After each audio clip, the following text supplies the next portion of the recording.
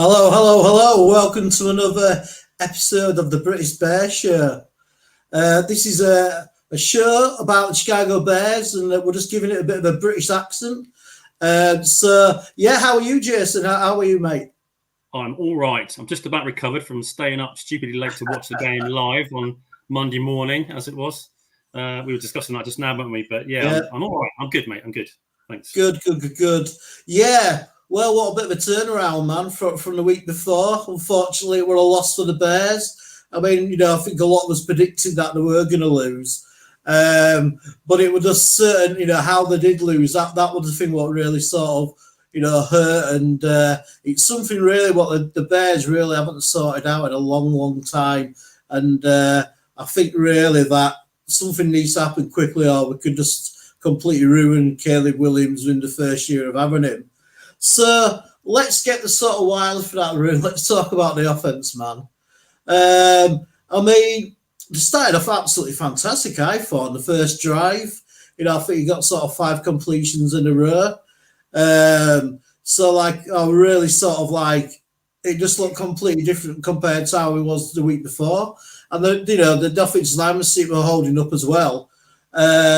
But slowly, as more the pressure started coming on the internal offensive line, and slowly, Kelly Williams' game deteriorated, through 2 picks.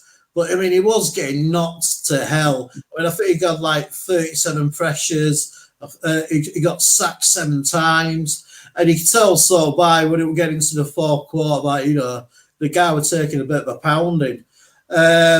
And I just think whatever we do, regardless of whatever we do to go forward, with this offense, the offensive line needs to be sorted out.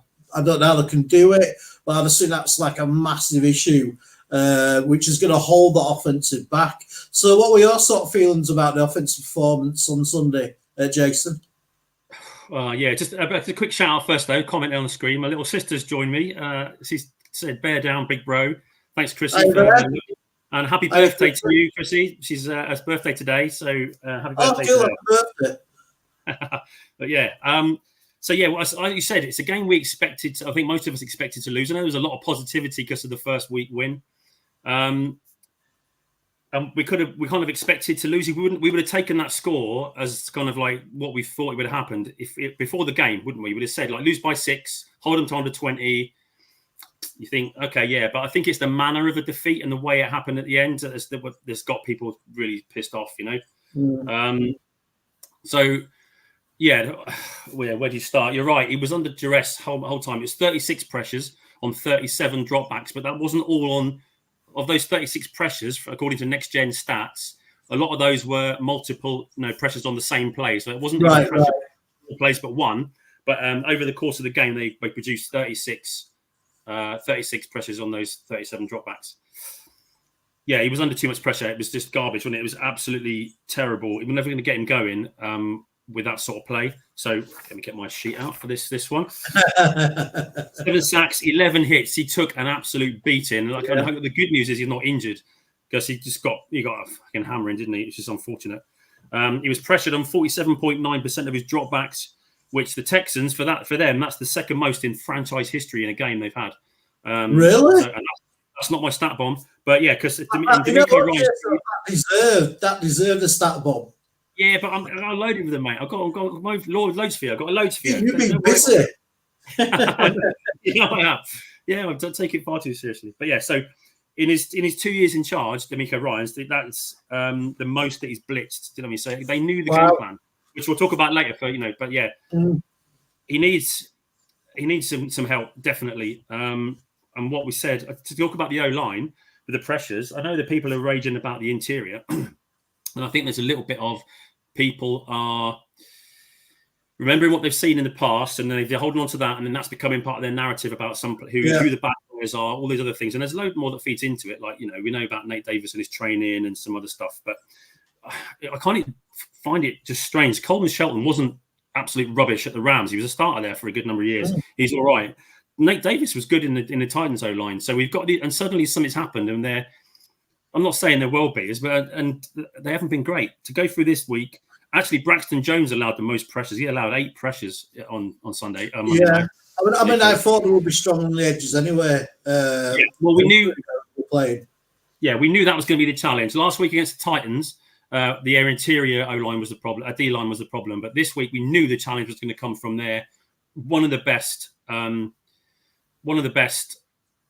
edge rushers in pairing in the league, isn't it? So, and they made us pay. It was going to be a tough game. So, but unfortunately they didn't hold up. So, and it's a shame. I mean, I think all of them.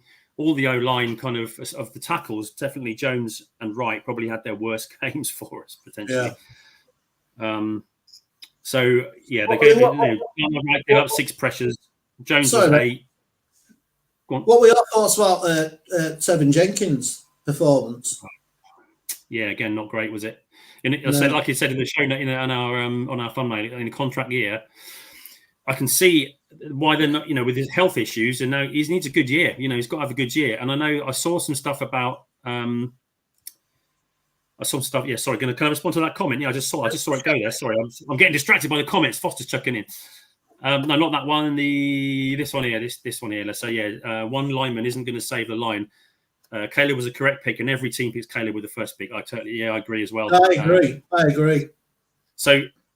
I think where the issue comes is that now, and the thing is, people are talking about the past now. It's like, we should have gone somewhere else with the 9th pick, but to get who wasn't happy with, getting Rome at 9 and Caleb at 1, but we should have addressed it in the off season. They kind of thought they'd improve the depth on the line, which many of us, kind of felt we might have done. With some of this, we haven't seen Bates. Unfortunately, he's been injured for pretty much the whole time. So I just think we need to do better, and I think we need to scheme for it, because now we've put the tape out there that if you overload the box, if you blitz the hell out of our O-line, put Caleb under pressure, he's got no outlet. He hasn't managed it very well. I mean, the best news. So, Jay, the offensive lineman they drafted this year from Yale. Yep. Who's got an incredibly great surname, so I'm not going to butcher it. When he brought it as like. To be a starter this year, or really looked on as a bit more about like maybe a long term, because obviously he's been injured through training camp, so obviously he's missed loads of reps. I just didn't know really what the thinking were buying, drafting, something they wanted to use him in, straight away, or what is he like a long term sort of, we'll see how he does this year, and then maybe next year that's when he sort of kicks on. Well, I think they probably thought he was. I don't think they expected this quad injury. I mean, they knew it was serious because it was, and it was. Yeah, because he had it pre-draft, didn't it? Yeah, it was. It was needed surgery. It was a major quad injury, and in some respects, it was. If for an older player, it's potentially career-ending. It was a real bad quad injury. Hello, J2K. Thanks for joining us, mate. Good to see you guys in the chat. So they thought. I think they kind of expected that he'd be further along. So he was limited again. I think in practice, we'll get the first injury report yesterday, and that's the thing with our show, isn't it? We do it before the injury reports come out. So I think they kind of hoped that he would be ready. They like what they saw from him, of course. But I mean, third rounders, you're probably looking at them to be at least kind of like backups and maybe involved in the play more often. I mean, you definitely thinking 53 man squad, wouldn't you? Yeah, really. You think you'd be definitely suited up on a Sunday. Yeah. What's your opinions about Rome? I mean, I know he's got a knock, but he has dropped some. I mean, he dropped a touchdown on Sunday, and I think he might have nearly. Did he drop one the week before? He had a chance. I can't remember. Well, that was Keenan. Keenan dropped one first week. He dropped. Sorry, yeah. I've got that underneath my little notes for the last game was drops again. Gerald Everett dropped one. We've had quite a few drop passes. I think Swift drop one as well. I can't remember. I just know it's sticking in my mind because I wrote it down on my notes. I was like, there's been quite a few drop passes, which is unusual for us. I don't think maybe DJ's had one as well, actually, which is a bit of a shame. But yeah, so passes of 20 yards, we were none of 6 completions. So 6 attempts, no completions, 2 interceptions were on deep balls. But then, of course, we're chasing the game at that stage. When he was blitzed, Caleb was 3 completions from 12 attempts for 15 yards, an interception, and sacked 5 times. So, like I said, the tape's out there now on 2 games. you put pressure on us on our O-line, and we're not dealing with it at the moment. So I expect to see enough. To be honest, I expected to see it during the game with some adjustments in terms of more match protection to, bring Mercedes Lewis in, other than to bring him on for a false start and then have him march off again. I mean, it's just bad if you're sort of chasing the game, especially at the end. Then you need at least 2-3 wide receivers out just because you're chasing the game, and it's trying that balance in it of giving him the protection, but also giving him enough weapons for making it worthwhile, which must be really hard to sort of get right. We seem to have given away quite a lot of penalties as well on the offensive line. False starts. That to me seems to be quite noticeable, and it's just so bad that our GM, who was an ex-offensive lineman, hasn't sorted out the offensive line. It's such Chicago Bears thing, like, because it's so backwards. Do you know what I mean? Like, we got this shit-up quarterback, and we got him some weapons, but they must have known deep down that offensive line were gonna be shaky at some point. They must have known that, because if we can notice that, then the coaches surely can, unless they're so sort of stuck into who we drafted. But it's just so fucking annoying, mate. To put it honestly, we got this shiny new toy and we can't use him properly, and maybe, like I said before, it might have been before the show, Waldron probably in the last 2 games probably didn't call the game plan he really wanted to call, just due to the offensive line so being inept. Do you know what I mean? So it's going to sort of stop you running. We didn't seem to run very well through the tackles. I don't know what's happened to Khalil Herbert. I don't know if he's sort of pissed somebody off or what, but he's getting nothing anymore. And I think it'd be hey, Rips, how you doing, I man? thought it'd have been quite a good sort of 1-2 punch with Swift, because Swift's more like your gliding sort of cut sort of guy, where Herbert can just hits the line really hard. So I was a bit sort of pissed off about personnel again. Komet didn't seem to get much ball to him at all, and I think he's sort of been sending sort of slight messages through the interviews. Go on, Jason. I've got a stat for you there, because I looked at this, because I know people are saying that we're not using. I thought the same. I was thinking, are we using our weapons in terms of targeting for passes? DJ was targeted 10 times, and then Rome, Komet, and Swift are all targeted 5 times for passes. So, right, they were trying to get to him. Carter was 4, DeAndre Carter, Everett 3, and Herbert twice were targets for passes. So we were trying to spread it out, obviously heavily trying to go for DJ, which I would kind of expect, because he's a playmaker, isn't he? Get the ball in his hands, which is what I was disappointed with. They did that one, didn't they? That quick slant they got to him from the left. That was a good completion, got a few yards, and then we never really saw it again. But this is what we need to do, is to try and, because people are going to come at us until we show we can stop it.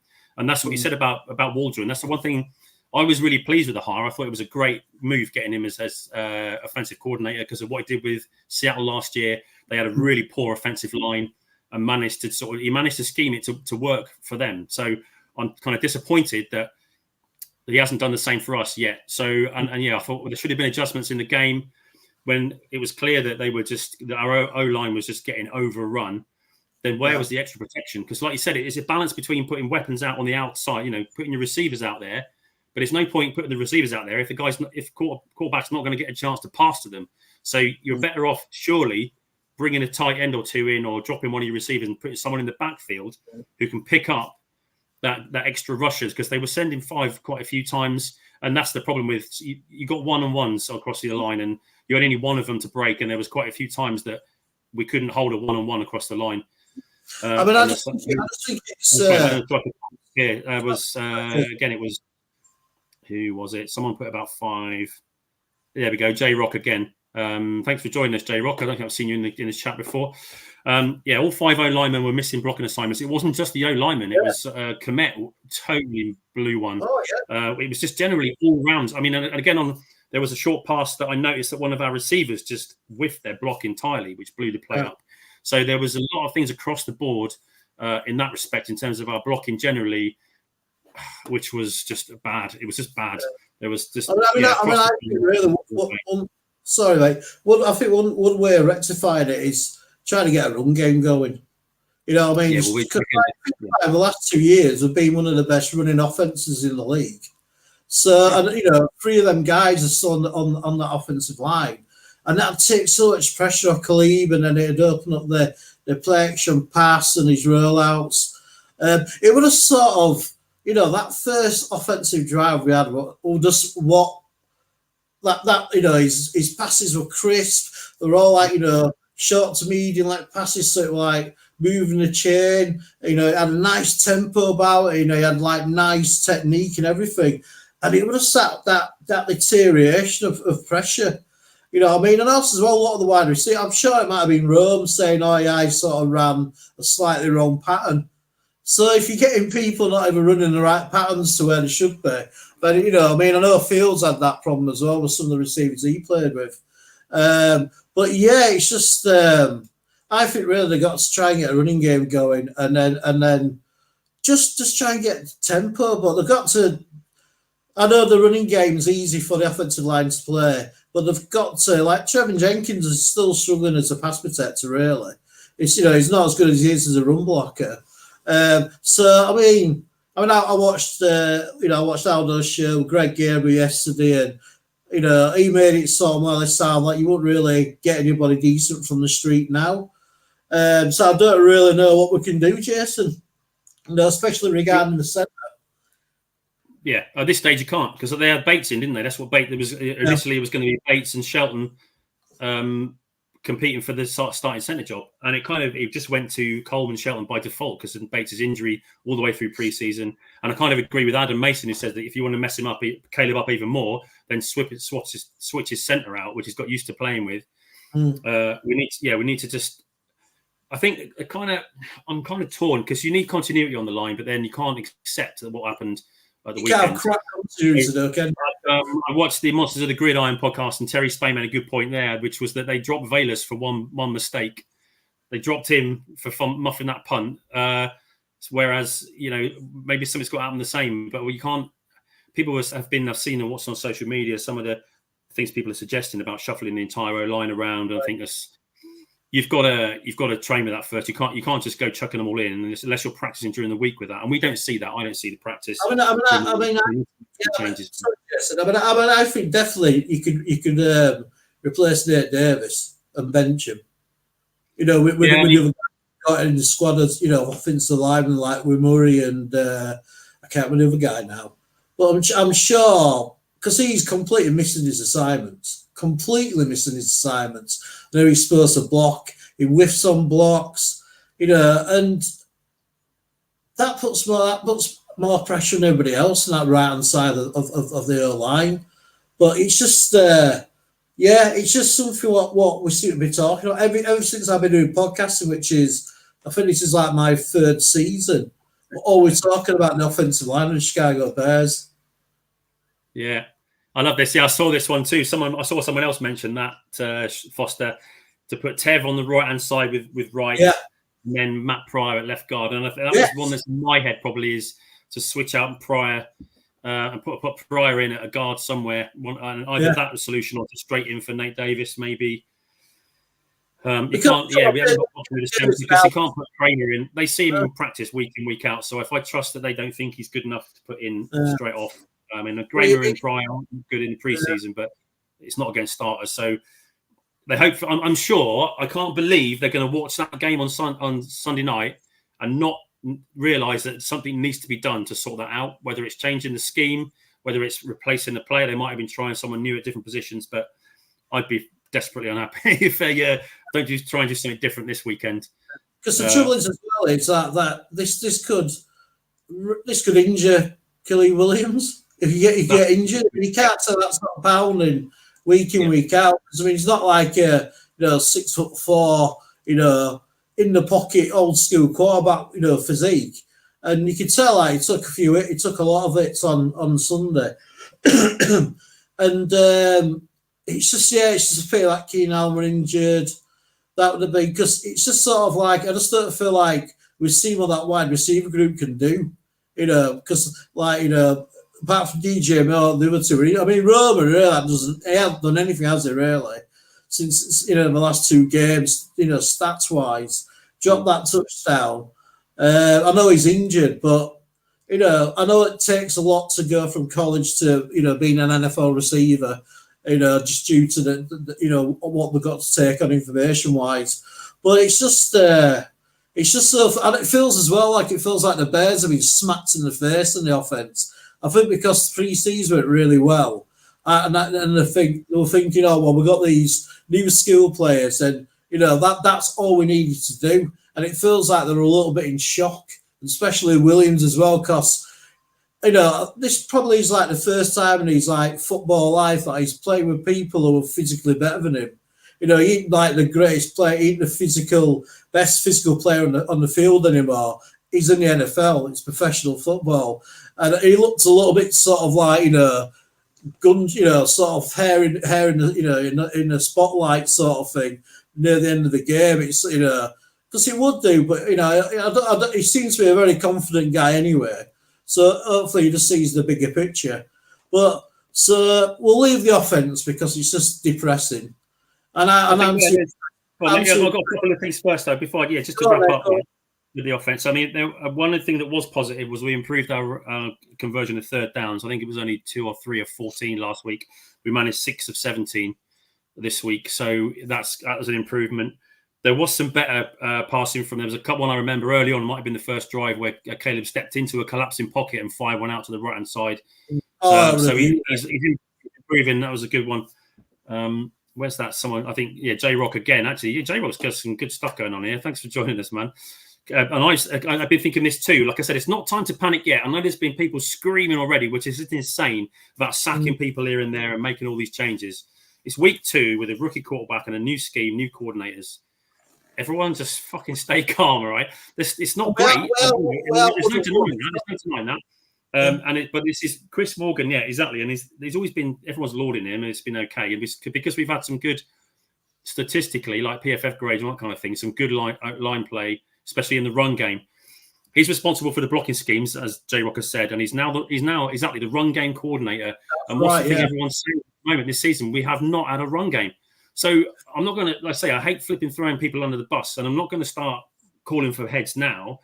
But we need to just do something about it. But he's going to start getting heat. Certainly, Chris Morgan, if this continues. Agreed. So that's that one. Caleb, led the rushing stats with 44 yards. Swift had 14 carries and 18 yards. I mean, that's pitiful. And I think I saw a comment. I was watching one of Swifties, and he put a reply to someone's comment in the comments under the video. I'm not sure where he got the stat from, but it's Swifty's pretty reliable. And he said that for Swift, so far this season, 90% of his initial contact on when he's running the ball has come at or behind the line of scrimmage, which is the worst in the NFL. And that means bad O-line play, because that means guys are penetrating the O-line. Even when you're trying to run the ball, they're getting through and hitting him in the backfield, which is just not good enough. We need to see more match protection. We need to say maybe some lead blocking, but we need to change something. So definitely. And let's see, where are we at? I think that's it for the offense, mate. Yeah, I'll go with you. But we need to deal with this overloading the box and putting pressure on him, because until we stop it, everyone's just going to keep doing it, and they know how to get at us. So we need to sort it. Right then. Well, let's turn the page over to some positivity from the game. Let's talk about that Bears defense. Come on, to keep a team like the Texans, to 19 points, and to be on the field for that length of time, and to keep up that intensity was amazing. I thought they played out the skins, the defense. We did get a little bit run on sometimes, but that's what happens in a game.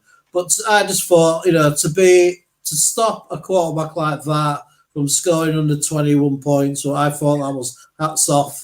I thought Stevenson got a little bit picked on in the first quarter, and but he seemed to regain his game, and thought the linebackers played really well. Defensive lineman Andrew Billings, absolutely amazing in the middle, just getting pressure at that middle. And yeah, I mean, they might be serving the strongest part of the team again by a long shot. And if we had like a sort of a medium to crap defense, then maybe it would have been a big score difference. What were your initial thoughts about the defense, Jason? Yeah, played brilliant again, didn't they? Yeah, superb. Kept us in the game, and that's what you want. Yeah, agree, Foster. There was this. Can't put that one up there. Yeah, agree. Pay him. Extend him again. They extended him first, didn't they? Is it second year? His second year of contract next year. But he forced the fumble. Billings forced the fumble, and he's just brilliant in the middle there, and he's an absolute monster. Combined with Dexter, who I made a note on because he's showing out this season so far. I mean, it wasn't spectacular, but he's still solid. If you're getting for the game past, he was had one sack, one tackle for a loss, and a QB hit. So I remember some discussion about when we didn't take Jalen Carter because of our philosophy of getting the right character of people. This season so far, Dexter's PFF grade, and I know this is not the be-all and end-all, but, it's just another guide.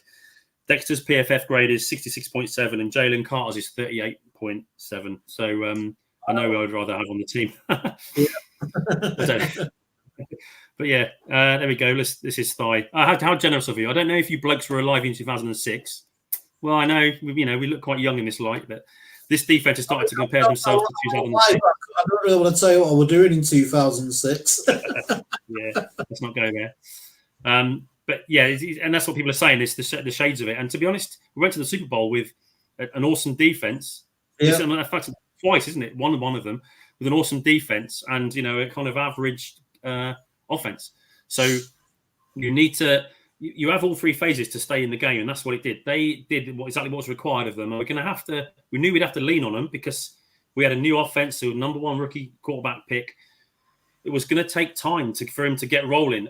So we have to just. That's what they're for, to keep in the game, and they did that. It's like they had the chance. 1 minute 37 left in the game. The Bears got the ball back with a chance to go down the field and win the game. So. And potentially you could argue, again, I put a comment, after the game, I started watching a couple of the live streamers, and I think I was on Nomad Network, saying that, well, I can't remember what it was, but I put a comment about, I'm starting to believe that maybe, I'm not a conspiracy theorist, but I remember Dexter getting called for a unsportsmanlike conduct or whatever it was, a roughing the passer, when he sacked the guy, and he didn't get his hand out last season, didn't put his arms out fast enough to take his weight, and he got called for it. That sack that ended the game-winning drive this week, I'm not sure if it was Anderson or Daniel Hunter, but Wright whiffed his block. And then the rusher leveled Caleb Williams, and it would look like a full weight flip. He just smashed him into the ground. And I thought, I was expecting it to be cool when I saw it. I thought, that's a bit, he just laid him out and just made no effort to stop his weight going on him. So, yeah, I'm starting to get a bit sort of conspiracy theory, kind of like we're not getting the call. Please, Jason, please. Well, also as well, that regarding sort of the calls, I mean, what about when Kevin Williams got like completely hammered outside? He was going out of bounds. Yeah. What the fuck? And also Roquan getting punched in the face. It's like, and like the commentator said that because the on-field guys the refs didn't throw a flag on the field, the New York booth can't do anything about it, which just seems ridiculous. Right. The NFL needs to catch up. There's like so many other sports where you've got those those kind of TV officials doing their job. Why can you not then just get on the ear before the next play starts and go, actually, yeah, this needs to be looked at? It's the 15-yard penalty, and they had one for punching a Bears player. So I know Roschon. Yeah, like Foster says, Roschon, the man was stood there. He was just stood on the sideline doing nothing and got punched in the face. No, it's like, get with the program, NFL. It's like, this is easy to do. I saw it in the replay within seconds on the telly.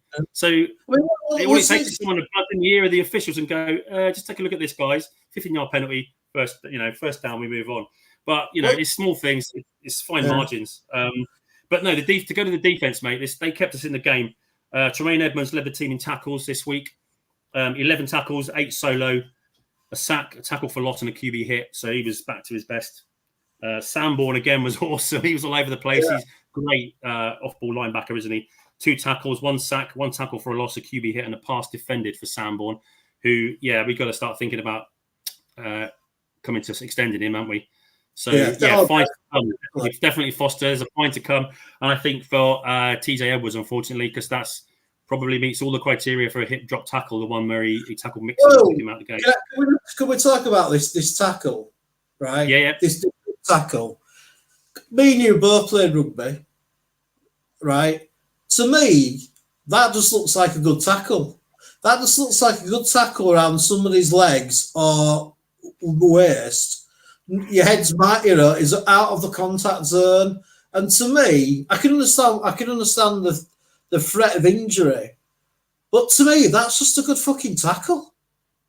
You know what I mean? Right. Because like he was he had sort of turn a bit, so his momentum brought his legs up anyway, and he was bringing him down.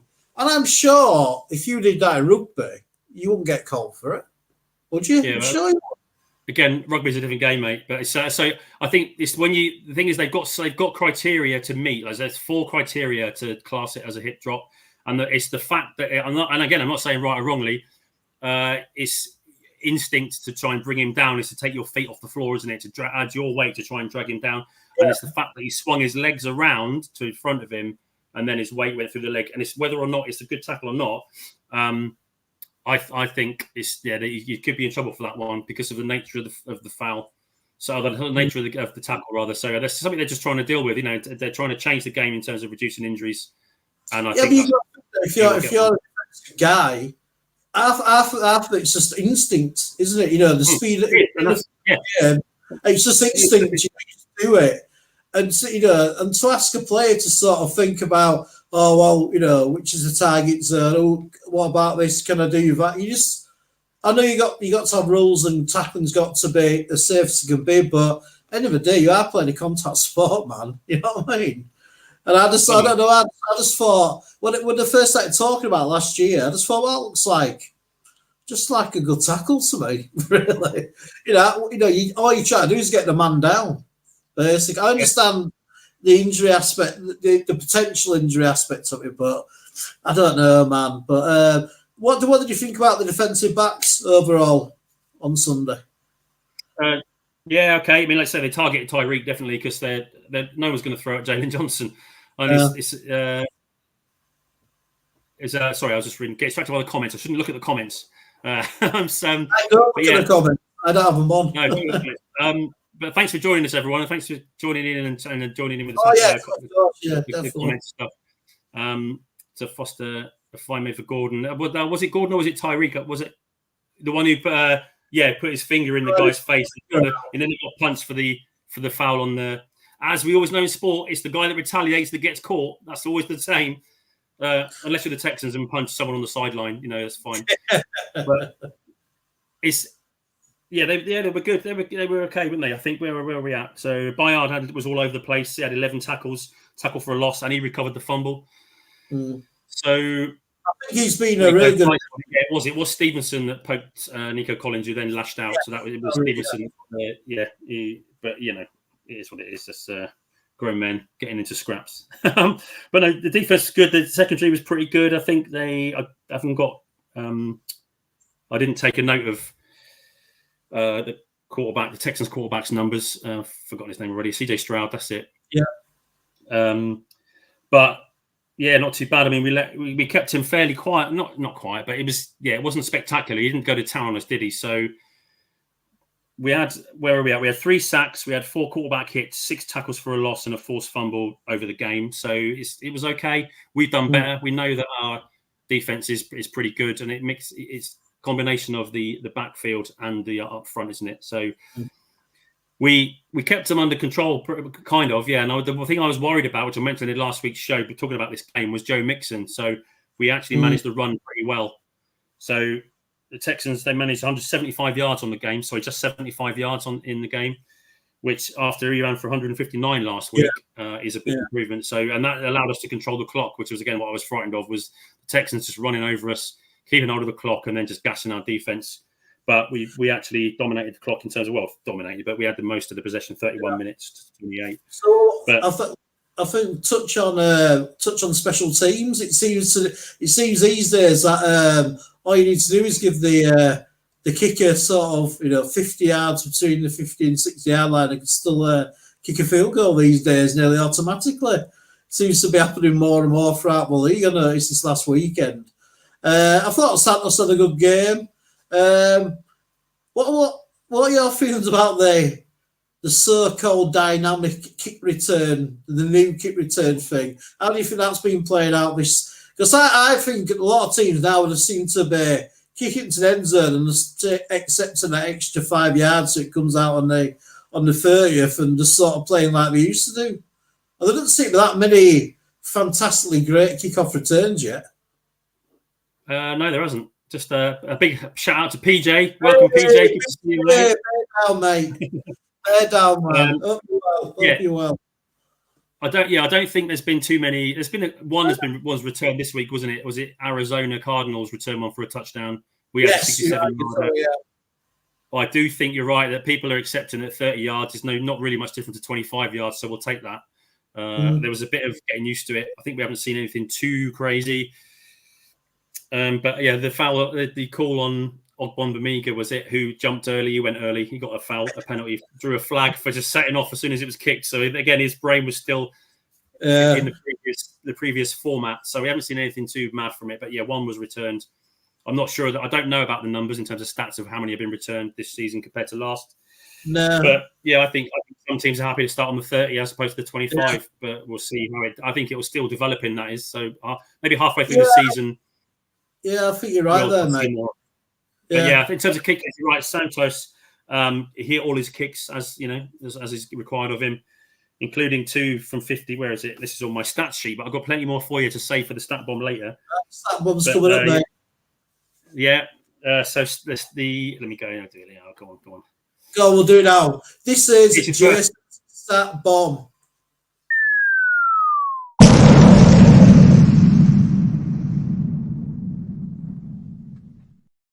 This is just my first stat bomb, which is that Santos hit 2 field goals of 53 and 54 yards. So he's now tied with Kevin Butler in second Bears all time in terms of 50 field goals of 50 yards and over. The only people ahead of them this person ahead is Robbie Gould with 23. So it's another shout out to Cairo. And also, while we're talking about special teams, again, I mentioned it in the pre-game last week's show about their kicker, Texans kicker Fairbairn, has got an absolute monster leg. He hit 4 field goals in a game decided by 6 points. It's a game of fine margins. He hit 4 field goals of 47, 53, 56, and 59 yards, man. That guy's got a leg on him. And we knew that if they've only got to get into sort of range, just inside our half, and they've got a chance. And that's how it proved, That's how it kind of it panned out. So special teams matters, man. I just thought the kicking game doesn't go like rugby union where, when I get a penalty and they'll just always go for the kick.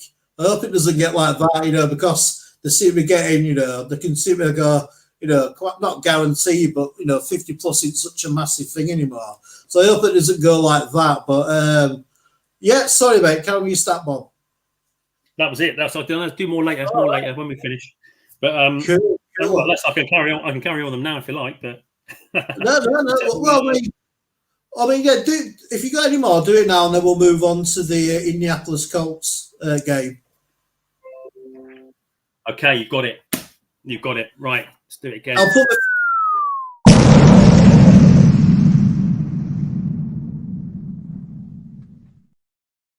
Hey, Jason, this better be good, man.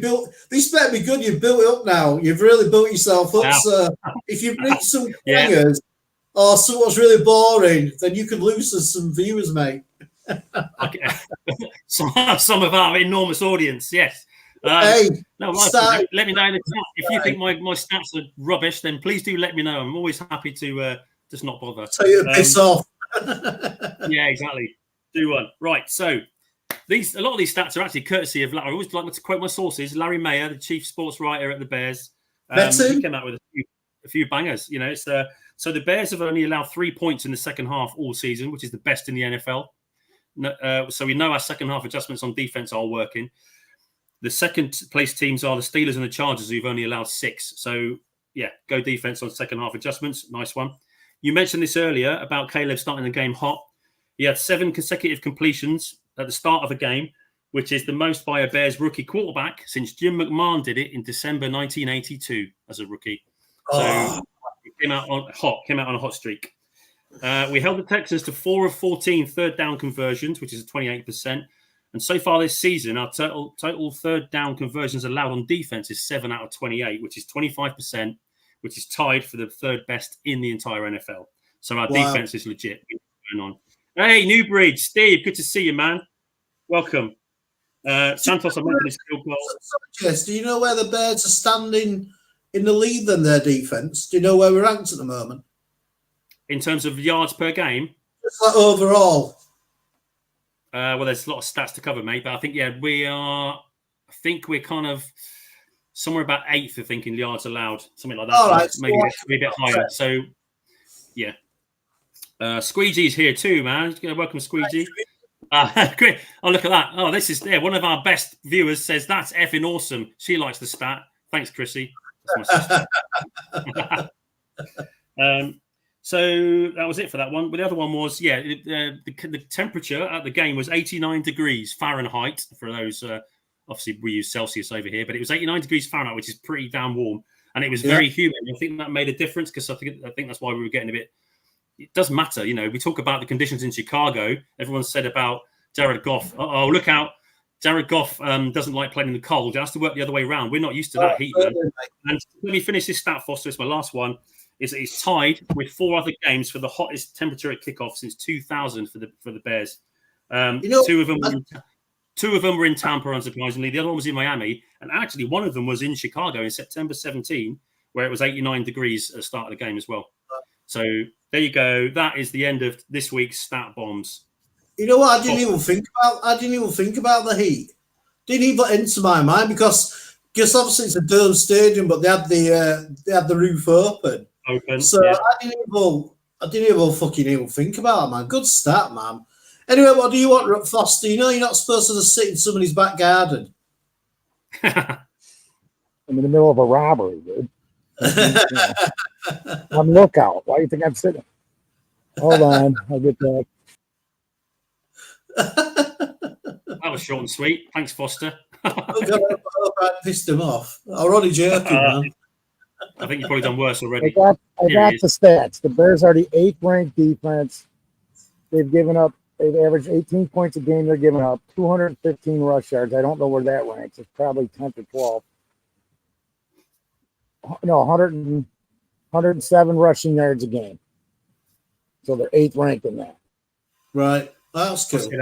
I'll take that. I said 8th, didn't I? That's 2 games.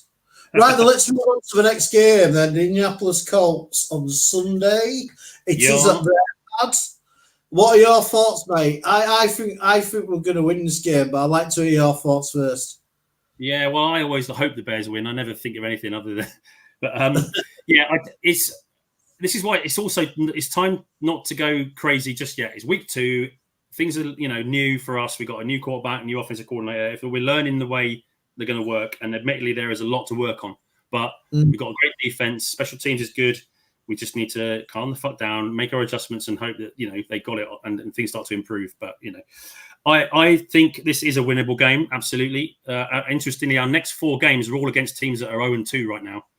So, and we probably know that the Colts defense has given up 237 rushing yards every game so far, average. You're right. You're right there, because unfortunately, I thought I better see, a bit of the Colts game on Sunday, and then I realised that they're playing the Green Bay Packers, and I was like, I don't know how to watch this. I really couldn't, but I've got to watch it just to get some idea. All right, cool, man. So that's our defense. But they are struggling with their run defense. Our neighbours up north managed to run for 164 yards in the first quarter alone. So they've got trouble on defense. But then every time we say that, teams, because they'll be working on sorting that out, won't they? They're not idiots. They're going to be trying to improve that. They know it's a weak spot, but that's something we need to. It could be a chance again, hopefully. But every given Sunday, this is a chance for us to establish a run game, make some changes, and get an offense going. Because that's what we have to do, is to get that run game going to give us a chance to try and establish a passing game, as we know. Whether it's play action, getting the ground, opening the ground up front. So we'll see what happens with that. But they're not horrendous, but it's their run game that's the weakness. they've had 320 yards of offense per game, of which 198 is in the air, 122 on the ground. So they're, okay, kind of in terms of their stats offensively. I know Anthony Richardson, their quarterback, is he slings it around, man. I think a lot. Yeah, I think a lot of them stats is from the first game because he didn't seem to hardly get any completions at all, like the game what just passed on Sunday. And he just reminds me a lot of Cam Newton. Got that for you. This is his stats from last game against our neighbours up north. Is he had 17 completions from 34 attempts, so 50% completion rate for 204 yards, 1 touchdown and 3 interceptions for a rating of 41.8. So, so J2K's got it. This is exactly where I was going to go. Jonathan Taylor carried their team with a lot of running yards last week. So he's the 12 carries for 103 yards for an 8.6 average per carry and 2 receptions for 92 yards, which was second on the team in receiving yards. So he's their main threat. So we need to be good against the run. And again, another nugget from J2K. He knows his football, man, this guy. He said that no Buckner. I don't know if it's been confirmed yet. They'll probably play some games to say he's questionable rather than doubtful. But he had to be carted off. He didn't walk off. He couldn't walk off the field with that ankle.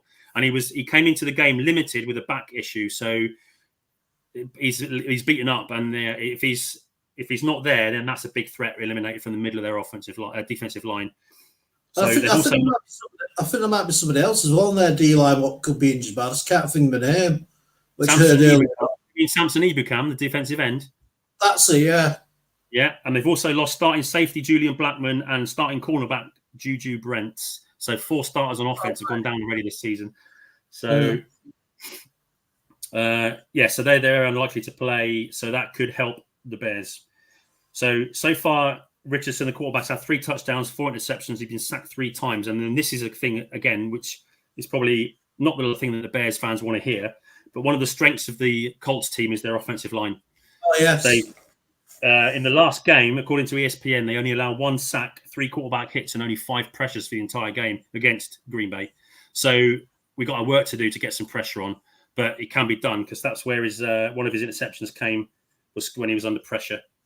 So he threw 3 interceptions last week. One of them was probably late. It's a late Hail Mary, so you kind of not include that, but it still goes on the stats. The other one was when he was under pressure, and then another one was a really bad decision. He threw into tight coverage and just got it wrong. So, so Thias Smart areas, you're right. They gave up a ridiculous amount of running yards. So that's where we're going to attack them, I guess. And like you say, just as long as their just as long as their D is less, we should be good. Yeah, I mean, my sort of thoughts really is sort of very much similar to yours, mate. I just think really that the quarterback really is more like a rookie. I know he got drafted last year, but he was injured relatively most of last year. He just reminds me of Cam Newton. His stature, how he plays, very Cam Newton-ish. But the Packers have got a really good defense and they've got a good defensive backfield, and it just proves that if you can get pressure on any quarterback, you can get turnovers. And I just think our defensive line is going to turn it on. Well, they'll say that, like you said, they do have a really good offensive line. So that'd be really interesting to see how that plays out, especially in the middle of the line with big boy Billings, and see if Sweat can start getting getting a bit more, a bit more in the statistic book, really. But I just feel this could be a game what could give the offensive line a bit of confidence back.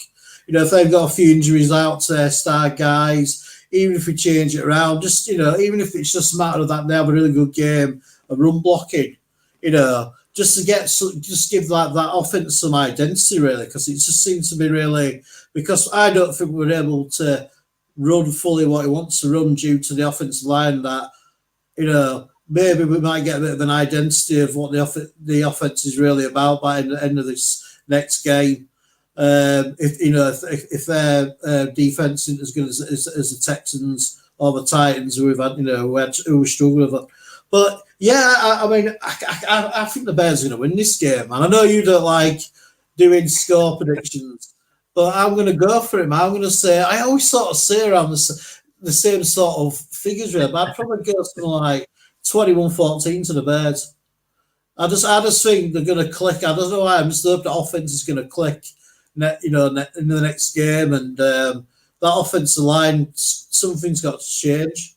Something's got to change, man, because it feels like Poles has sort of led us down a little bit of a merry path, with the offensive line. We were sort of like, really bigging them up in the off season and saying this is like, one of the best groups that's been around, and I think he's pulled the smoke over his eyes a little bit because they must have seen all that a bit in the training camp as well. So, it's just going to be, hopefully it's a game where the offense can turn it around and we get a few people who are injured back playing, especially the receivers. I want to see Rome, just look a bit more fit and just to start making a few catches, get that confidence going. And also, I think that's a must for the quarterback as well, really. Just try and stick to what he did in the first drive of last week. I know, they often script them plays, so they might have ran through them plays, in training. But he just looked like he would have some rhythm, and they would just, like I said before, it would just the sort of length of plays where he can tick over, the offense can tick over and move the ball down the field. So you're not going to give us any sort of score line or anything. You're just not going to do it. No, no, Bruce, rubbish at that. There we go. Look, Foster's bringing up. I'll come to those in a minute, Foster. I'll do at the end of the show. We'll go through some star comments and just. Oh, okay. Oh, yeah, do that in a minute. Yeah. I'm getting waved at. I'm an amateur at this, Robert. I'm just terrible. Right, so Swift can only get 1,000 yards, fine smile. But behind that legendary Eagles O-line, Herbert could have also gotten 1,000 on last year's Eagles. That was down for tooth. Carl and someone else having a bit of discussion in the chat about Swift, wasn't it? So they've done that. I'm not going to start rehashing an argument in the chat or a discussion. Sorry, in the chat. So I'm not going to go there. But you're right. He did that behind them, and I thought Swift looked good on the lines when he was there. But he's a different kind of running back to what we had before. But I agree with someone else. Who was it? Put another comment in here. There, J Rock. Yeah, I'd like to see more of a Swift Johnson combo. I think JTQ said that he hasn't had. Has he not had an offensive snap, I think, so far, Johnson? I know he's been on special teams. Pardon? Was Johnson healthy on Sunday? Were he on the sideline? Yeah, he played some special teams, didn't he? He had a few snaps on special teams, I believe. So he didn't get into the offense at all then? He was just there as a punchback for the Texans wide receivers. Right. Oh, yeah. But no, we definitely need to mix it up. If we want to try and run the ball, which we do, against that Colts defense, is that we need to see more. I think if we need to sort of change it around and get some different running backs in there, see more of Khalil. Just do rotate the three through, man, because they all run slightly differently, don't they? But yeah, I kind of agree with people are saying. Go on. Yeah, I think Swift is sort of a guy what he needs to get the blocks out for him so he can sort of glide through. So he'll probably hit the line a little bit slower and he wants to see it developing. Especially that's probably the difference between him and Herbert, definitely. Herbert's definitely hitting that line hard. I'm just a bit disappointed they haven't really played him much, really. I'd rather have him on the field than Homer. But see what happens next week, mate. See what happens next week. I think real we all put this down that we were going to lose this last game, and I think the Colts is definitely a game we've got to win and get back onto that winning routine again, really. I just feel like the offense just looks stunned at the moment, that they can't move the ball. They just look like they're being slapped with a big fish right across the face. You know what I mean? It just feels like we're just stunned, this is supposed to be a bit easy this year. I know. Well, I think we had some decent offensive line, and there's someone mentioned it already, haven't they? Who said that about the O line from last year? Someone, a new chatter in there. I'm going to be careful how I say this in case I'm being set up here. So go 6 Trey. That's nothing weird, is it? Like flipping Wilma Dick fit.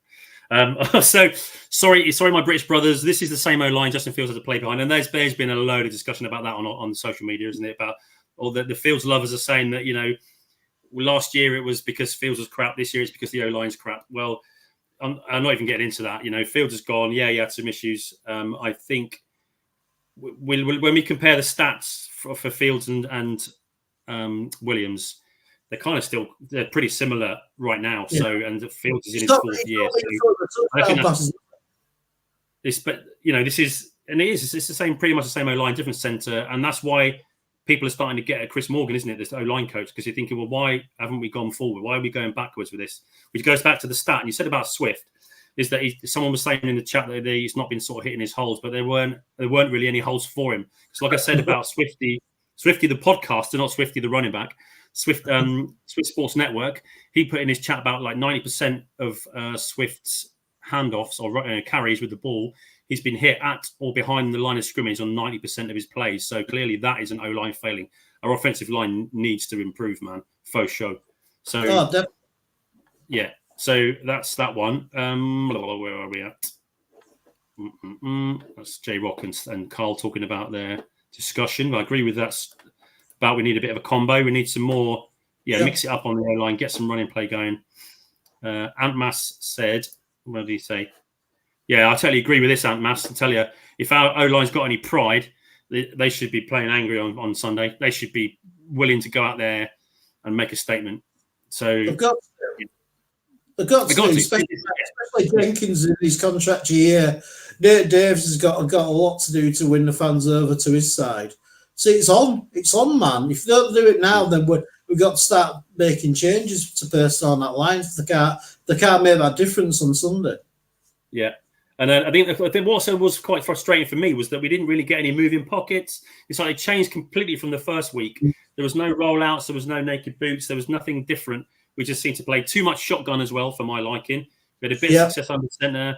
I know he's trying to get him what he's familiar with, but we need to just, if it's working, try it. And we need to just do more of what plays into his strengths. And I know that the Texans were coming from the outside. Their plan, they said, was to try and keep him in the pocket, make him pass from the pocket, put pressure on him, and it worked. But we need to scheme for it. We need to be more intelligent. And that's what's disappointed me so far about the coaching and the play calling, is that we haven't really tried to sort of adjust things as it started to go badly wrong on Sunday. That was the big issue for me, and that's where it comes down to the coaching too. Is there's a lot of blame across lots of places. I think probably Caleb Williams was the least of our faults this Sunday. Oh yeah, totally. He improved. His completion ratio was up from 40-something% to 62%.